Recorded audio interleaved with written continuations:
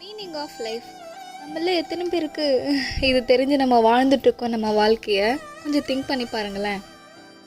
இங்கே நம்மளுக்காக வாழ்கிறோமோ இல்லையோ மற்றவங்களுக்காக தான் அதிகமாக வாழ்ந்துக்கிட்டு இருக்கோம் இல்லைங்களா?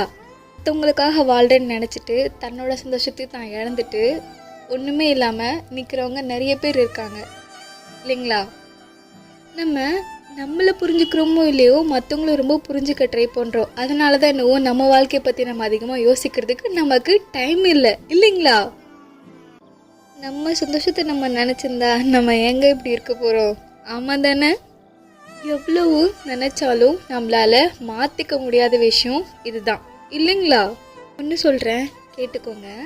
நமக்கு லைஃப்பில் ரொம்ப ரொம்ப முக்கியம் என்ன தெரியுமாங்க? அனுபவம். நம்ம ஒருத்தவங்க கிட்டேயா நம்ம ஒரு விஷயத்தை நம்ம கற்றுக்கிட்டு அதில் நம்ம எக்ஸ்பீரியன்ஸ் ஆகி நம்ம வரோம் பார்த்திங்களா? நம்ம பார்க்குற அனுபவம். வாழ்க்கையோட அர்த்தத்தை கண்டுபிடிக்கிறத விட்டுட்டு வாழ்க்கையை அனுபவிக்க ஆரம்பிங்க. அனுபவம் தான் வாழ்க்கையோட அர்த்தமே. Kindly just keep that in your mind. For example, if you want to be happy, ஹாப்பியாக இருங்க. If you want to be sad, சேடாக இருங்க. நம்மளோட ஹாப்பியும் நம்மளோட சேடும் நம்ம தான் டிசைட் பண்ணோம், மற்றவங்க கிடையாது.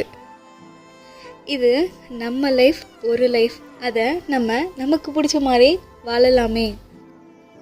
திரும்பவும் சொல்கிறேன், அனுபவம் தான் வாழ்க்கை. இதை நீங்கள் எப்போ ரியலைஸ் பண்ணுறீங்களோ அப்போ தான் உங்களுக்கு இதோட மீனிங் ஆஃப் லைஃப்ங்கிறதுக்கு அர்த்தம் என்னன்னு புரியும். திங்க் பண்ணி பாருங்கள். நெகட்டிவாக இல்லை, பாசிட்டிவாக திங்க் பண்ணுறது கூட பாசிட்டிவ் வேல திங்க் பண்ணுங்கள். அதை தான் நான் சொல்வேன்.